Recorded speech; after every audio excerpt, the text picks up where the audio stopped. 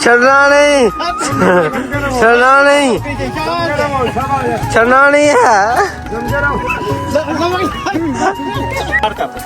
हाँ भाई गाले में सदर आगे इधर गाल सुनो तुसा इस तरह लमकना है हमें लगी जे जेड़ा हार गया ਉਹਨੂੰ ਕੋਈ ਜਿਹੜਾ ਜੇ ਬਾਅਦ ਚ ਡਿੱਗਾ ਉਹਨੂੰ 500 ਰੁਪਇਆ ਇਨਾਮ ਮਿਲੇਗਾ ਤੁਹਾਡੇ ਤਿੰਨਾਂ ਚ ਜਿਹੜਾ ਡਿੱਗਾ ਜਿਹੜਾ ਐਂਡ ਤੇ ਡਿੱਗੇਗਾ ਤਿੰਨਾਂ ਨੇ ਲਮਕਣਾ ਹਾਂ ਠੀਕ ਹੋ ਗਿਆ ਗੱਲ ਕਰੋ ਪੈਰ ਨਹੀਂ ਥੱਲੇ ਲਾਉਣੇ ਪੈਰ ਹੀ ਥੱਲੇ ਲੱਗਣ ਦੇਣੇ ਠੀਕ ਹੋ ਗਿਆ ਲੋ ਜੀ ਅਸੀਂ ਇਹ ਤਿੰਨਾਂ ਬੰਦੇ ਲਮਕਾ ਦੇਣ ਲੱਗੇ ਆ ਚਲੋ ਜੀ ਸਿੱਧੇ ਫੜਾ ਉਧਰ ਐਂਡ ਤੇ ਜਾਂਦੇ ਸਭ ਤੋਂ ਸਾਕੀ ਨੂੰ ਐਂਡ ਤੇ ਸਾਕੀ ਨੂੰ ਸ਼ਿਕਾਰ ਕਰੀਏ ਸਾਕਿਆ ਦਾ ਸ਼ਿਕਾਰ ਹੋਇਆ ਇਹਦਾ ਸ਼ਿਕਾਰ ਆ ਯਾਰ ਲਓ ਜੀ ਤੁਸੀਂ ਵੀ ਹੱਥ ਪਾਓ ਹਾਂ ਜੀ ਹੱਥ ਪਾ ਲਓ ਜੀ ਇਹ ਚਲੋ ਜੀ ਲੱਤਾਂ ਚੁੱਕ ਲਓ ਤਾਂ ਚਲੋ ਜੀ छड़ना नहीं, छड़ना नहीं, छड़ना नहीं है। शाबाश शाबाश काका, छड़ना नहीं है। शाबाश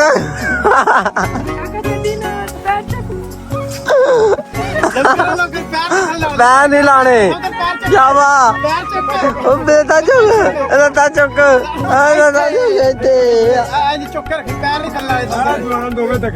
शाबा शाबा काका चुक पैर पैर चुको पैर चुको पैर चुक रखना है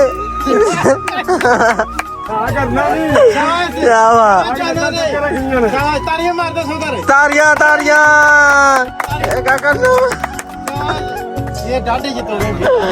बल्ले बल्ले हाँ जी रखा हाथ नहीं छोड़ना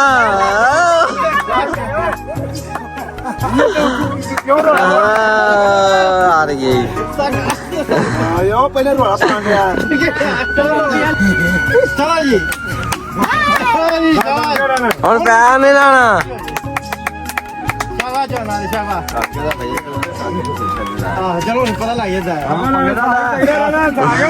तगड़ा रहना पैर चुक के रख तगड़ा रहा शाबाश जाना शाबाश आगे ना मैं 1.5 घंटा लगूंगा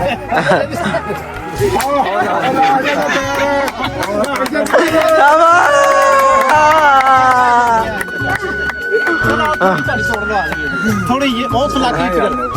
थोड़ा है नास आया आया थोड़ा सा बंद कर दा अगर कुछ एक दो साग अगे तीन आया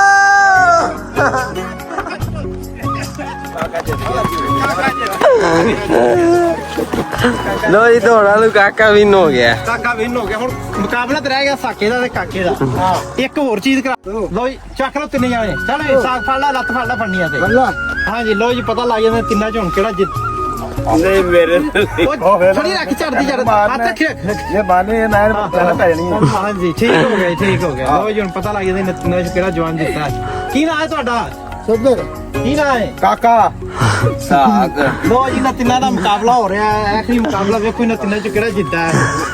ਠੀਕ ਹੋ ਗਿਆ ਸ਼ਾਬਾਸ਼ ਸਬਦਰ ਦੇ ਮੁਕਾਬਲਾ ਸਕਿਆ ਕਾਕਾ ਹਾਰ ਗਿਆ ਕਾਕਾ ਬਸ काका मास बना यार तू ਹੁਣ ਸਬਦਰ ਦਾ ਤੇ ਸਾਕੇ ਦਾ ਹੱਥ ਛੱਡ ਦੇ ਵੀ ਸਾਕੇ ਛੱਡ ਉਹਨੇ ਫੜ ਲਿਆ ਚੱਲ ਠੀਕ ਹੈ ਦੋਵਾਂ ਦੇ इधर मैंने चंगी गेम करा दे ਸਬਦਰ ਡੰਡਾ ਛੱਡ ਦੇ ਡੰਡਾ ਨਹੀਂ ਫੜਦਾ ਇੰਜ ਨਹੀਂ ਹੁਣ ਪਰ ਦੋਨਾਂ ਮੁਕਾਬਲਾ ਹੱਥ ਨਹੀਂ ਪਾਣਾ ਹਾਂ ਅੱਜ ਪਤਾ ਲੱਗ ਗਿਆ ਕੁਝ ਮੁਕਾਬਲੇ ਉਹਨਾਂ ਦਾ ਹਾਂ, ਬਿਲਕੁਲ। ਸਾਡੇ ਪਿੰਡ ਦੇ ਸਿਆਣੇ ਚੌਧਰੀ ਬੰਦੇ ਨੇ ਬਿਲਕੁਲ ਜੀ ਖਾਸ ਬੰਦੇ ਹੀ ਇਹ ਪਿੰਡ ਪਿੰਡ ਕਰਨ ਵਾਲੇ ਬਿਲਕੁਲ ਚਲੋ ਜੀ ਤਾੜੀਆਂ ਮਾਰ ਦੋ ਲੋ ਜੀ ਸਬਦਰ ਜਿੱਤ ਗਿਆ ਜੀ विन हो गया ये